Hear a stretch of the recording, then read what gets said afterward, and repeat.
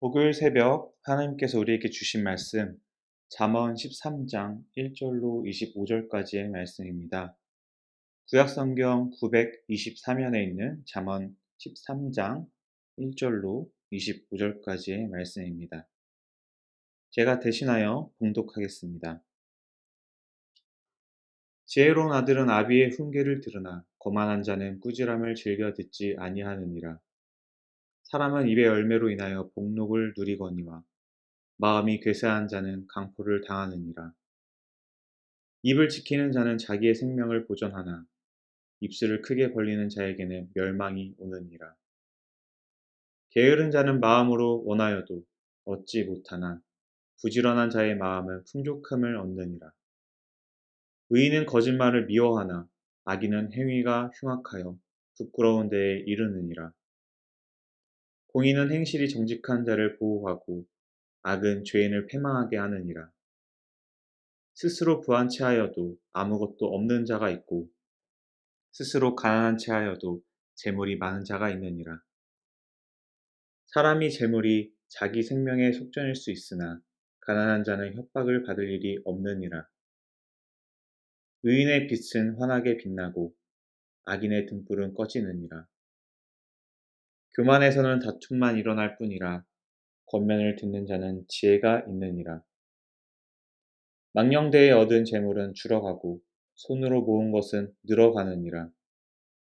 소망이 더디 이루어지면 그것이 마음을 상하게 하거니와 소원이 이루어지는 것은 곧 생명나무니라. 말씀을 멸시하는 자는 자기에게 패망을 이루고 계명을 두려워하는 자는 상을 받느니라. 지혜 있는 자의 교훈은 생명의 샘이니 사망의 그물에서 벗어나게 하느니라. 선한 지혜는 은혜를 베푸나 사악한 자의 길은 험하니라. 무릇 슬기로운 자는 지식으로 행하거니와 미련한 자는 자기의 미련한 것을 나타내느니라.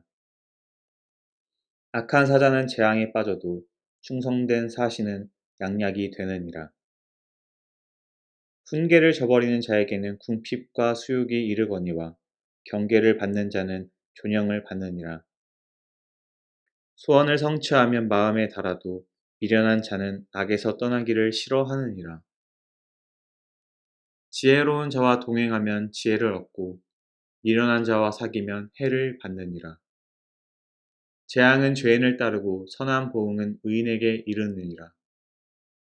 선인은 그 산업을 자자손손에게 끼쳐도 죄인의 재물은 의인을 위하여 쌓이느니라. 가난한 자는 밭을 경작함으로 양식이 많아지거니와 불의로 말미암아 가산을 탕진하는 자가 있느니라. 매를 아끼는 자는 그의 자식을 미워함이라. 자식을 사랑하는 자는 근실이 징계하느니라. 의인은 포식하여도 악인의 배는 줄이느니라. 아멘. 말 좀 들어라 라는 제목의 말씀을 전하도록 하겠습니다. 오늘 새벽 하루의 시작을 어떠한 말로 시작하셨는지 기억하십니까? 오늘 우리에게 주신 13장의 말씀은 2절에서 입의 열매로 좋은 것을 먹을 것이다로 시작하여 의인은 배부를 것이다 라는 25절의 말씀으로 마무리를 짓고 있습니다. 앞에서 말을 하는 것에 대하여 보았다면 이제 말을 듣는 것에 대해서 살펴보길 원합니다. 지혜로운 사람과 거만한 사람의 차이는 바로 말입니다. 지혜로운 사람은 들어야 할 말을 듣고 거만한 사람은 들어야 할 말을 듣지 않습니다. 성경에서 수도 없이 나오는 말이 있습니다. 쉐마, 즉 들어라 라는 말입니다.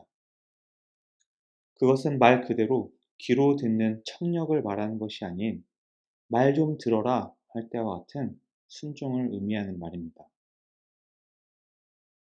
하나님께서는 이스라엘 백성에게 수도 없이 쇠마를 강조하셨습니다. 하나님의 말씀에 귀를 기울이고 말씀에 순종하라는 것입니다.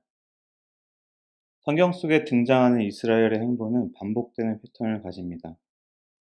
하나님이 사랑을 부어주시고 이들이 잘 살다가 주변국들의 우상들을 받아들이고 그들과 결속하고 우상을 섬기고 또 죄를 짓고 타락하면서 결국 하나님을 진노케 합니다. 뜨거운 맛을 보다가 하나님 앞에 살려달라고 애원하고 하나님은 다시 그들을 구해주십니다. 그리고 말을 잘 들으라 합니다. 그러나 다시 처음과 같이 하나님을 떠난 삶을 살아갑니다. 순종이라는 것이 쉬운 것이 아닙니다. 매일매일 눈을 떴을 때 하나님 앞에 오늘 하루도 온전히 의탁해 주실 것을 기대하고 간구하며 나아가야 하는 것이 사람에게 주어진 매일입니다. 여기서 우리는 어떤 길로 나아가느냐에 따라 그 길의 결과가 극단적으로 달라집니다. 하나님 앞에 순종하며 나아가는 지혜자의 길과 하나님을 무시하고 세상을 쫓아가는 미련한 자의 길로 나뉘어집니다. 결국 그 길의 종착역은 구원으로 들어가는 생명의 길, 번성의 길이며 반대는 패망의 길, 죽음의 길입니다. 당장 눈앞에 있는 길 중 어디로 가는 것이 더 큰 기쁨을 주고 현명한 것인지 드러나지 않을 수도 있습니다. 주변과 세상의 사람들을 보며 당장 앞의 이익을 위해 선택하는 길이 될 수도 있습니다. 그러나 정말 현명하고 지혜로운 자는 멀리 내다볼 줄 압니다. 눈앞의 유익만을 추구하는 것이 아닌 그 이면의 것을 바라볼 수 있습니다. 솔직히 이렇게 말로 하는 것은 너무 쉽습니다. 어느 누가 나쁜 길로 가고 싶겠습니까? 대부분의 우리는 멀리 보기에는 너무나 부족한 영혼들입니다. 그렇게 작은 돛담배 같은 나를 바다를 건너 육지에 도착하게 해줄 바람과 같은 하나님이 필요합니다. 거대한 폭풍우 속에서도 넘어지지 않도록 붙잡아 주시며 망망대해 속에서도 물길을 인도하시고 바른 도착지에 도착할 때까지 올바른 방향으로 부는 바람이 되어주시는 하나님이 필요합니다. 우리는 오직 말씀 가운데 이끄신 하나님을 순종하며 의지하면 됩니다. 하나님께서 우리를 이끌어 가시는 분임을 아는 것이 최고의 지혜입니다. 지혜로운 자라는 것이 IQ가 뛰어나거나 좋은 학교를 나오거나 좋은 교육을 받았음의 문제가 아닌 하나님의 말씀과 하나님의 뜻, 그것에 따라 순종하며 살아가는 것이 지혜로운 모습입니다. 9장 10절에서의 고백과 같이 여호와를 경외하는 것이 지혜의 근본이 됩니다. 이로 인한 우리의 삶은 순종에 따른 행동이지요.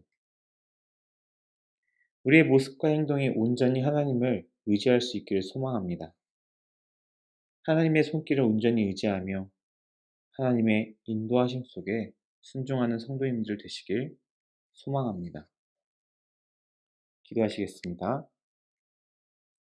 사랑의 주님 감사합니다. 오늘 하루도 우리가 하나님의 사랑 가운데 눈을 뜨며 살아갑니다. 하나님, 항상 우리의 입술을 지키시는 분, 우리의 말을 지키시는 분이 하나님이심을 온전히 의지하며 살 수 있도록 도와주시고 또한 우리가 내뱉는 말뿐만 아니라 우리가 당신이 하시는 말씀에도 귀를 기울이고 그 말씀에 온전히 순종하며 행동할 수 있도록 우리를 매 순간 붙잡아 주시옵소서.